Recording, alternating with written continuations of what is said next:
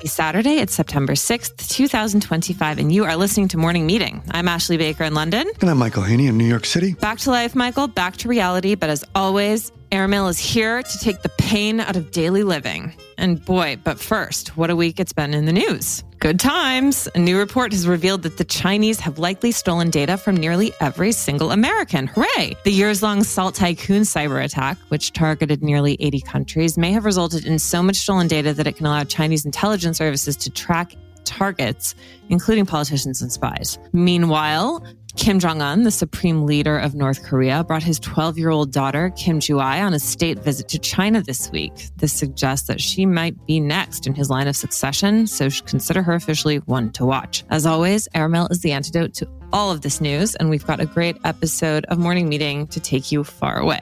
Thanks, Ashley. We've got a great show, as you mentioned. If you're a fan of Curb Your Enthusiasm, and who isn't, you are surely a fan of Susie Essman, who plays Susie Green on the show. And this week, she's going to join us with a rather Curb-like story about her encounter with Prince Andrew. You're going to want to hear this.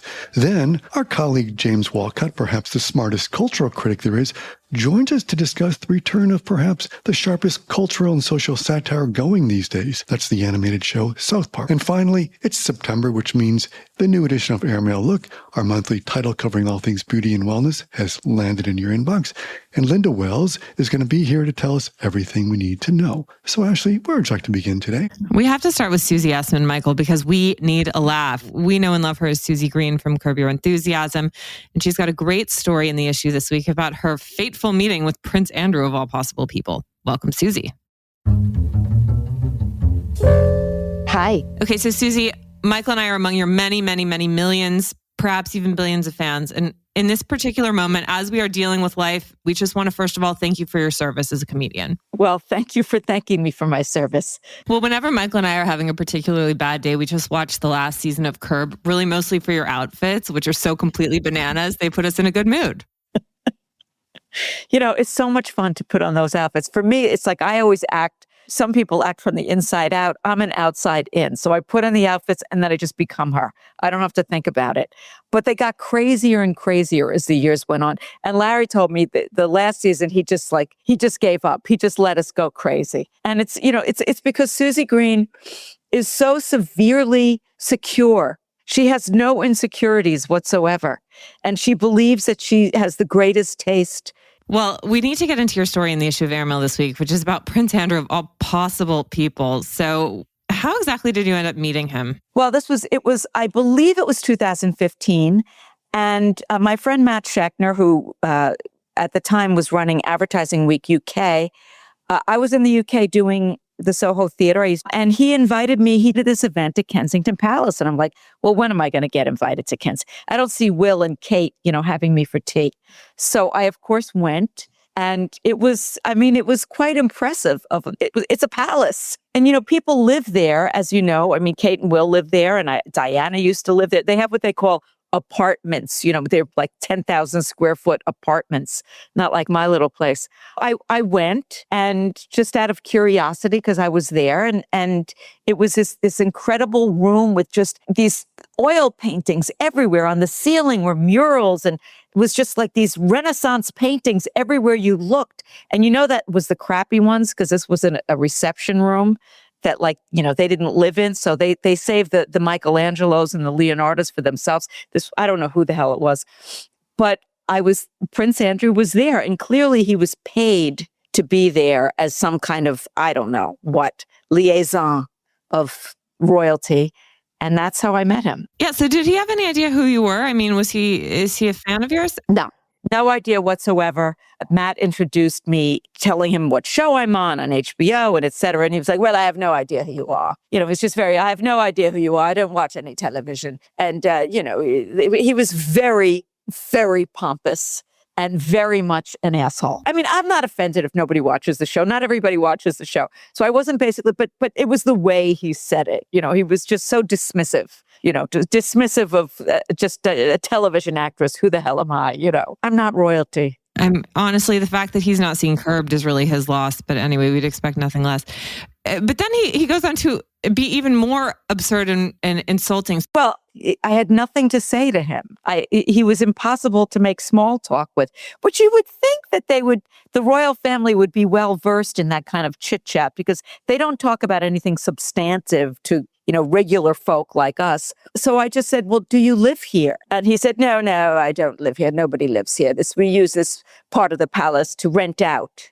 So I said, oh, that's smart. And then he said, and I will never forget it, out of nowhere, it was not prompted. We have a Jew who runs our finances. We have a Jew who runs our finances. And my husband was standing right next to me and he heard it too.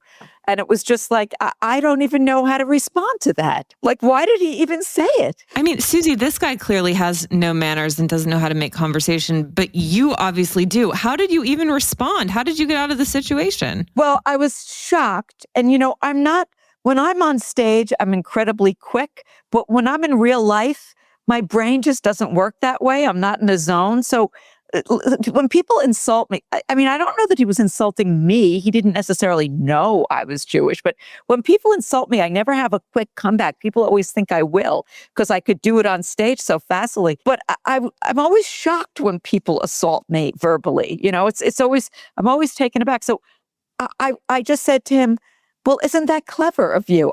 And just turned around and walked away. And the other thing about it is that the tone deafness of him is just remarkable. To say that to anybody, whether I was Jewish or Christian or Catholic or Muslim or whatever I was, just to use that and he didn't say, we have a Jewish person or we have a Jewish firm. We have a Jew. I mean, it almost seems like a weird Tourette's type of, just like something that just popped into his head that he felt the need to get out for some reason.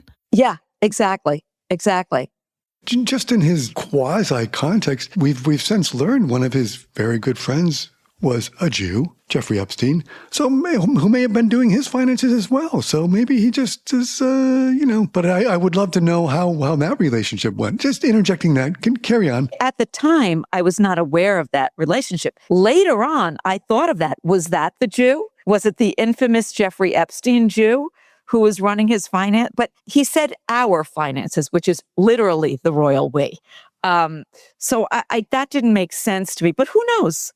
Who knows? Because, he's the Queen's favorite. He was, she's dead, but he was the Queen's favorite, which, in and of itself makes you suspect of her judgment. The Queen's favorite is just a fancy way of saying you're a mama's boy. Yes. And Charles clearly was not. I watched The Crown. I actually felt sorry for him after watching The Crown. And I think he's kind of hard to feel sorry for. But the whole royalty thing, this whole concept of you have to curtsy. We don't get that as Americans. It just doesn't why do I have to curtsy to these people? Who the hell are they? Oh, you don't know that? Trump just signed an executive order, and you now have to curtsy to him and Melania. The news is moving fast here, but just so it's changed here. Well, but he's a perfect example of that. We don't get that here. You're supposed to just revere people for no reason because of their birth. That's so undemocratic. Well, am I supposed to curtsy to Princess Michael of Kent? Who the fuck is she? Probably not. I bow down to Larry David. That's about it. And even him, I don't. You know what? I'll curtsy to Larry David any day of the week. I'll curtsy to you. Anyone on that show. Any of the writers, the producers, that's who Michael and I are going to bow and curtsy to. Those are our royals. You know what? I'm glad it happened because I wasn't terribly insulted because he was such a pompous idiot. And it's been a great story to dine out on all these years. But not everyone has a really good anti-Semitic Prince Andrew story. That is one of your many virtues, Susie. It's all yours. Susie, what else are you working on? When can we see you next on television or in film? I start shooting in October, a show with Larry that the Obamas are producing, which is for the 250th anniversary of our country, which hopefully we still exist next July 4th. And it's historical sketches a la Larry's history. And I don't think I could tell you the character that I play, but it'll be a lot of fun. We'll be back together again, and it'll be the same relationship. Please, God, let her wear caftans. No, this character is this historical character who existed pre-caftan. Although, I don't know, caftans probably existed, in the Arab world forever. Mary Todd Lincoln, big caftan fan. I don't know if you know that. Big caftan. Well, Susie, thank you so much. We love your story. We love your comedy, and we love you. So we can't wait to see your new show, and we'll talk to you soon. Talk soon. So speaking of the comedy that we need in these deeply troubled times, our columnist James Wolcott is here to talk about South Park, which is the show that has been on the air for 27 years, and yet people are talking about it more than ever. Jim is the author of several books, including the memoir, Lucking Out, My Life Getting Down and Semi-Dirty in 70s New York, a must read. Welcome, Jim. Thank you. So, Jim, this is going to shock you, but I am not a regular watcher of South Park. And after reading your review of the new season this week, it made me realize that I'm really missing out on something special. The show has been around for a very long time. Before we get into this season, can you just give us a brief overview of how it started and why it endures?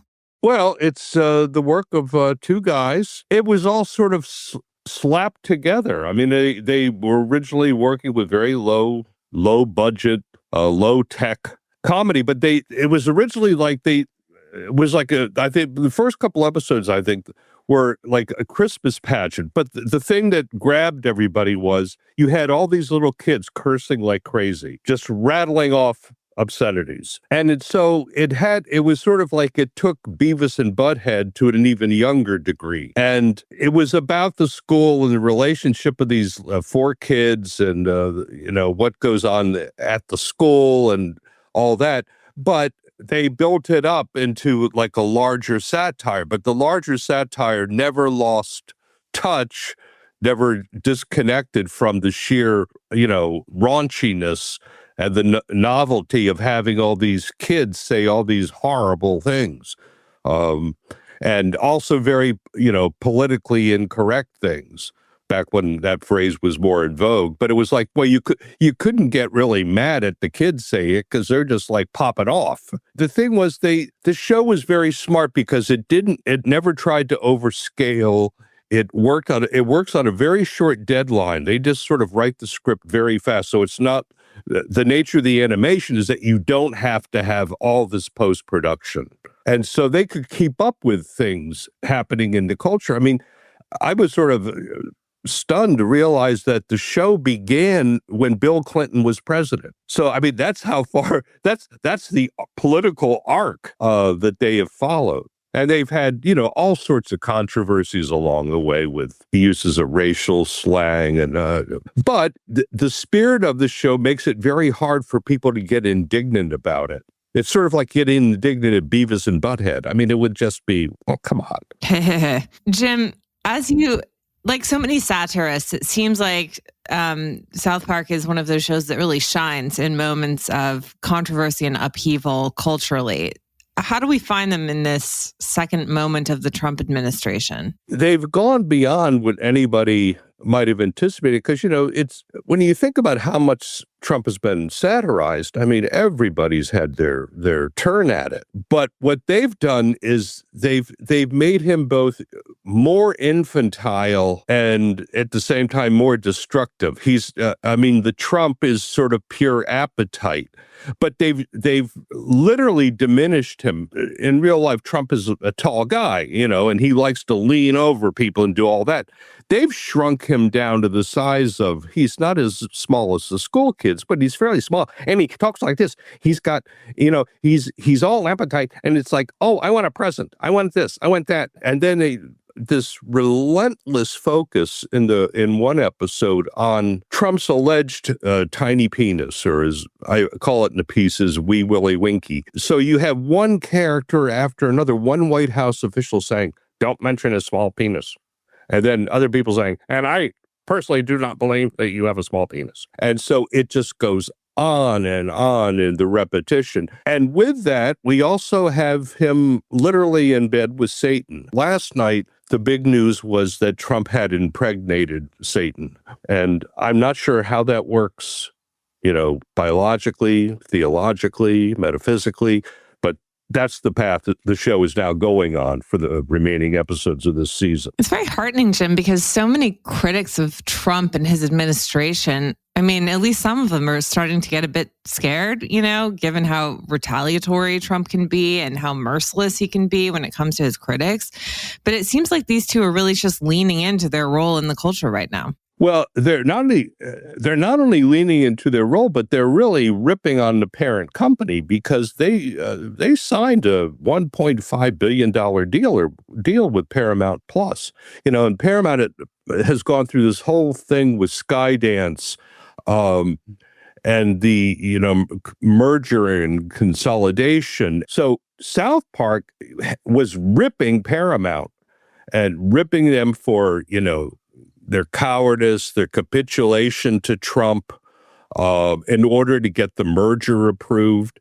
And so they could have just taken the money and been a little cheeky, but they've taken the money and been vicious, which is, sort of heartening. Most entertainers would just, they would just needle a little bit, but they wouldn't push the blade all the way through. Jim, one of the lines you have in your story, your column this week, which I think is so good, you say the best, meanest satire doesn't hold back, especially when there's a monster on a loose. And I think, as Ashley sort of noted at the beginning of the conversation, satire is an overused phrase and people always don't know what it means. Why are these guys so good at it? Because to me, they're right in line there with the best political cartoonists and the best political satirists, right? Parker and Stone, I think part of it is they just have a dynamic. It's like there's something about two guys, or it can be two guys or two women or two, guys. But there's something about a team working together, throwing things back and forth and trying out crazy things on each other. I think that sort of rhythm, that sort of dynamic can make them bolder than if one person is a satirist and they're constantly worried about, well, is this going to happen to me? Are they going to pull the plug on this? Are they going to do that? These two guys, they, as I mentioned in the piece, they did a smash Broadway musical that's still running. It had tremendous shock effect when it opened, and yet here it is. It's still, it's still there. They keep rotating new missionaries in for the musical. So I think that's part of it. And I would draw a parallel to what's happened, with the Coen brothers, who worked so well together, but now that they're working separately, the two of them needed each other. There is something about partnership that can really take things to another level. Yeah, I kind of see these guys. As a reminder, they go back to the Clinton years, but I still feel like the brilliance of two guys basically sitting in their dorm room trying to outdo each other and building it together. And that sort of spirit is still there, but with a great intelligence as its bedrock, It's smart, but they also don't overthink it. They have that kind of brilliantly dumb thing going on that, Beavis and Butthead did, the Ramones did. Some other punker once said of the Ramones, they invade a stupid part of your brain where you're totally defenseless. Their songs. And I do think there's something about that with South Park. One difference between South Park and The Simpsons is historians of The Simpsons will say things like, well, see, up to season 5, it was great. And then seasons fell off. And then seasons 8 to 12 were fantastic. But no one ever says that about South Park. South Park just sort of bounces along on the same, because it is the same two guys. You're not rotating in new writers or anything like that. So the sensibility is the same. And it sounds like it's great television for the TikTok age. It's that reactive and that responsive. Yeah, you can reduce things to clips. You can really, they're not doing extended sequences that require, build up. It can be just, a 10-second wisecrack from one of the kids. That these guys are not prone to whatever the consensus is about anything. The consensus for them is whatever the two of them cook up. Well, Jim, thank you so much. Thank you.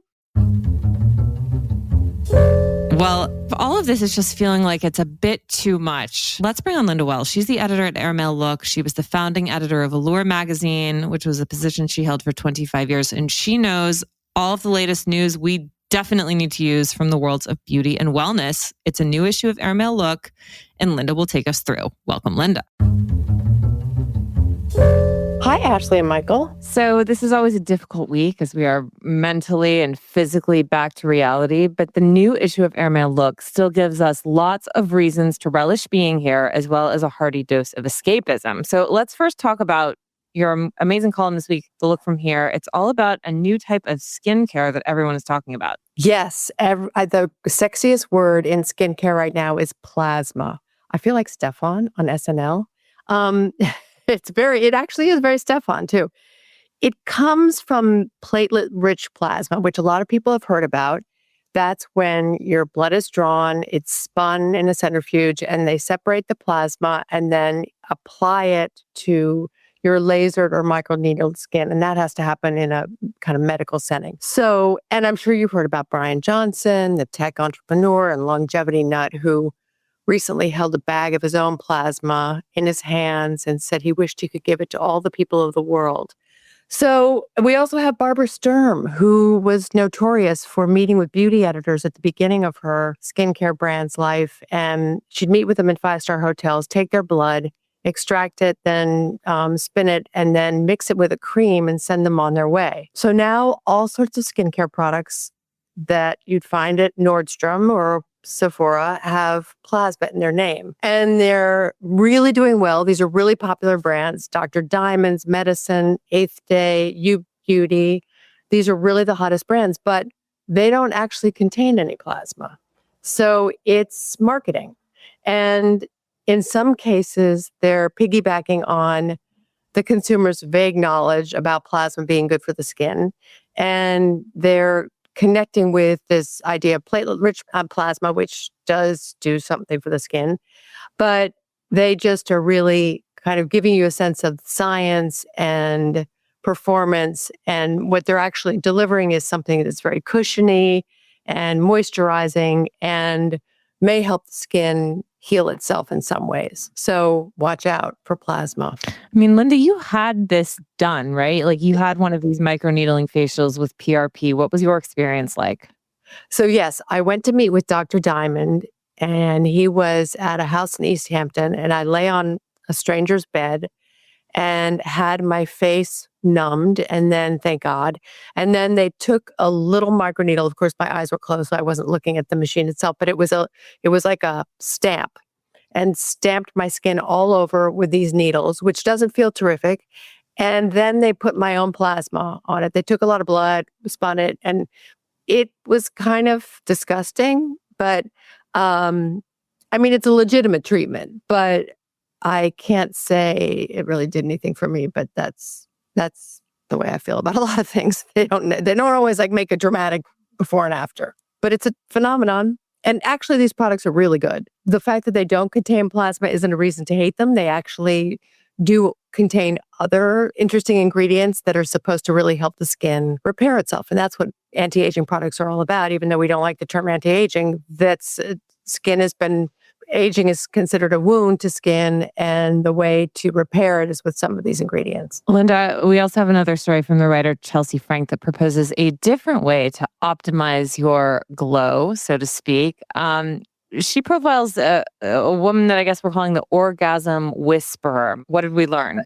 We learned that there is a woman who believes that if you lift cantaloupes and other objects with your vaginal muscles, you will strengthen those vaginal muscles, which in turn will give you exceptional orgasms, which in turn will improve your skin. And it's all a crazy bit of nonsense, but it's certainly entertaining.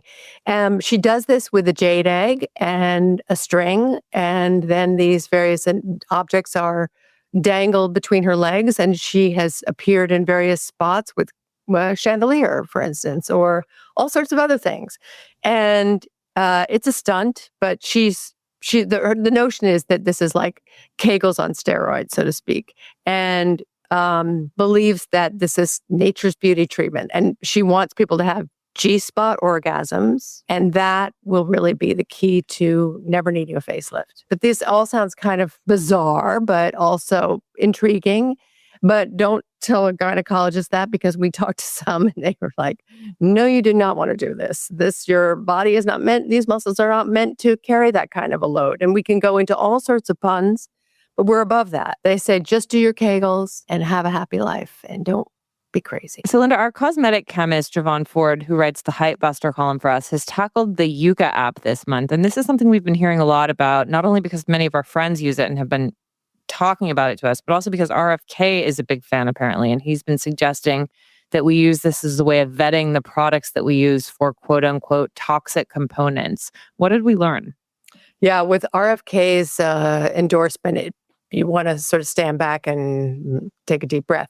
But he's really endorsing it for the food aspect of the Yuka app. The Yuka app is you basically scan the barcode of food or beauty products, and it could be home, it could be like mouthwashes and toothpaste and things like that, as well as beauty products, and then it will give you a rating or a score based on the ingredients in the product. So if it contains something that is, studies say, that might have danger or might have endocrine disruptors or might be suspected of being carcinogenic, it will get a bad rating or a 0.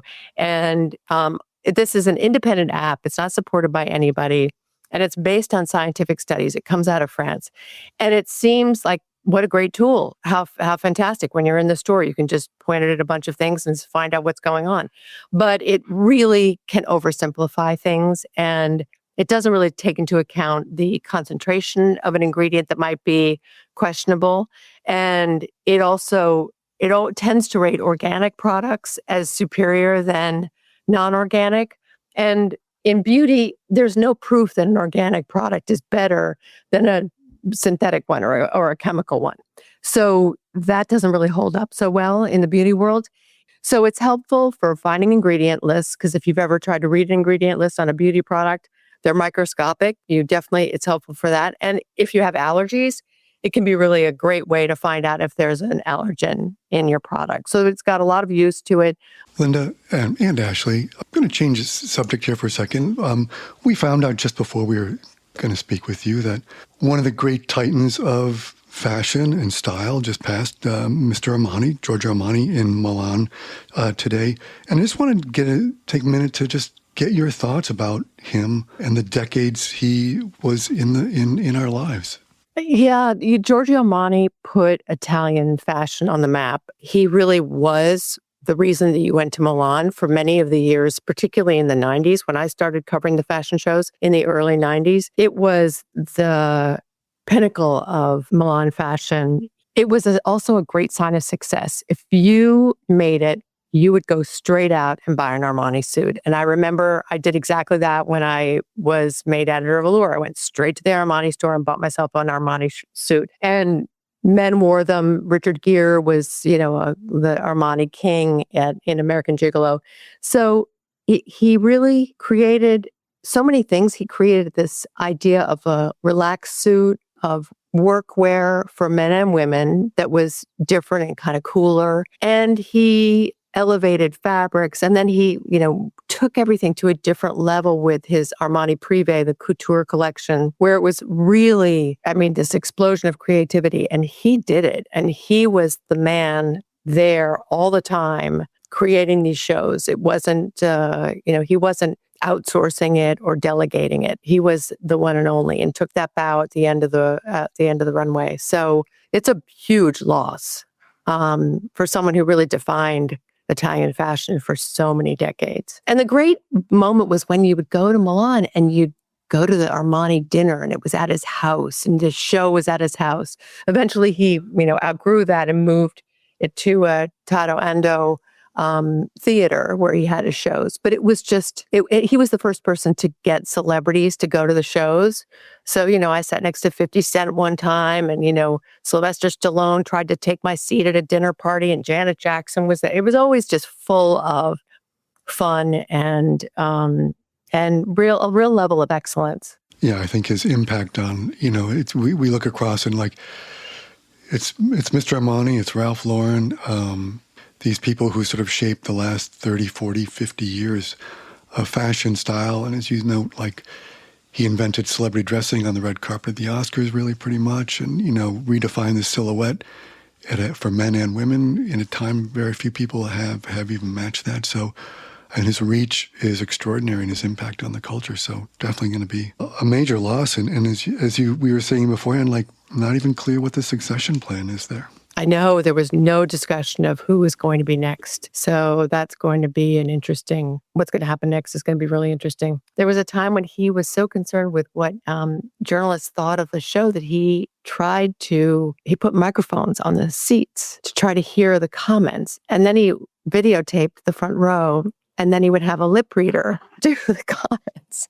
And people would get calls the next day and say, what did you think of the show? You know, he ruled fashion. He really ruled fashion in Milan. And he gave a lot of people a lot of beauty and inspiration, and he'll be really missed. People forget Milan as a fashion center didn't really exist until his shows hit in the late 70s. Before then, it was all either Florence or maybe a little bit of Rome. But this idea of Milan competing with Paris as a fashion capital really owes it to Mr. Armani. Yeah. And I think that people always would say that Milan was more the business of fashion and Paris was the creativity of fashion. But he really married business and fashion in a very elegant and aspirational way that made workwear feel very stylish and very desirable. I mean, he really gave Hollywood executives their look. Well, Linda, thanks so much. Another issue of Look is in your inboxes, and thank you for your also unique and beautiful insights on the legacy of Mr. Armani. Thank you, Michael. Thank you, Ashley. We'll talk soon. There's only one place to discover a global snapshot of the current cultural scene. Airmail's Arts Intel Report. Our international research tool for what to do and where and when to do it is user-friendly, continuously updated, and meticulously curated. Arts Intel is handy at home, on the road, and when you're planning your next trip. It also includes indispensable lists of restaurants and hotels in key cities around the world, recommended by our well-traveled experts. Explore Arts Intel at airmail.news/arts-intel, and be sure to sign up for our Week in Culture newsletter, which is published every Wednesday afternoon at airmail.news/WIC. I'm Chris Garrett, an Airmail Deputy Editor, and I never leave home without it. Bon voyage. Michael, it is the weekend. What do you got? You know, I've got something good. I was reminded the other day, thanks to Film Forum, that indispensable revival theater that I know you're a huge fan of, Ashley, here in New York City, that this year is the centenary of one of cinema's greatest comedic talents, Peter Sellers. And if you live here in New York, Film Forum, I realized, is going to be hosting 2 weeks of Sellers' greatest films. And I thought, whether you live here or don't live here, if you don't live here, I'd suggest you go to their website and use it as an opportunity to sort of program your own film festival at home, which I might do, sort of mix of going there and also doing some at home. I was just looking through the other day. Actually, they've got one of my favorites, which is The Lady Killers, which is one of his early films, and I think maybe his funniest, in which he co-stars with Alec Guinness and a few other guys, and it's a great one. I think it's classic comedy. But you also have Casino Royale, Dr. Strangelove, and Being There. Anyway, listening to Jim, and we need some more comedy. But like I say, I think he's one of the great comedic actors. So I think it's like take a chance to see a genius at work and have some wonderful laughs over these next couple weeks. It's Peter Sellers. And you can't continue, my dear? Definitely not. Well, I've got something slightly more lowbrow for you, but have you seen this great show Hostage on Netflix? It just came out a couple weeks ago. No, I don't know anything about it. Oh my God. Well, it's a political thriller. It was written by this guy, Matt Charman, and it stars Saran Jones as a Liz Truss-like Prime Minister of the UK, as well as Julie Delpy, a Marine Le Pen-esque President of France, and the drama that ensues when the UK Prime Minister's husband goes missing and is taken hostage. So without giving away too many spoilers, I mean, is this Orson Welles? It is not. No, but it is. Is this Vince Gilligan? It is not. But it is just a soapy drama that will usher you into fall on a cloud of suspense, which is exactly what we need right now. Oh, and I also have a book to recommend on a totally different note. It's called Love from Venice, A Golden Summer on the Grand Canal. And this is a really bizarre book. So a young woman in the summer of 1957 moved from London to Venice, and she was 25 years old and sort of trying to figure out the next thing in her career. And she ended up as a summer nanny to the Brandolini Dada family. It was quite amazing. And she's, I believe, 90 years old now, and she published this book last year. It was her first ever book. It is a fabulous memoir, and it's really a love letter to Venice, especially at this particular period. It was sort of the end of the Grand Tour, before mass tourism had invaded the city, in the upper echelons of the aristocracy. And she takes us inside that world, and it's completely fascinating. I was visiting a friend in Venice last weekend over Labor Day weekend. And she had it at her house and she gave it to me as I was going to the airport. And she was like, oh, you should read this. And I mean, I just devoured it on the plane and I had finished it basically by the time I went to bed. So anyway, it's a really fun read. If you want to recapture some summer romance and love, it's called Love from Venice, A Golden Summer on the Grand Canal. And the author is Gil Johnson. Fantastic. Well, we wish you all a wonderful weekend. We thank you so much for joining us. Michael, will you please read us out?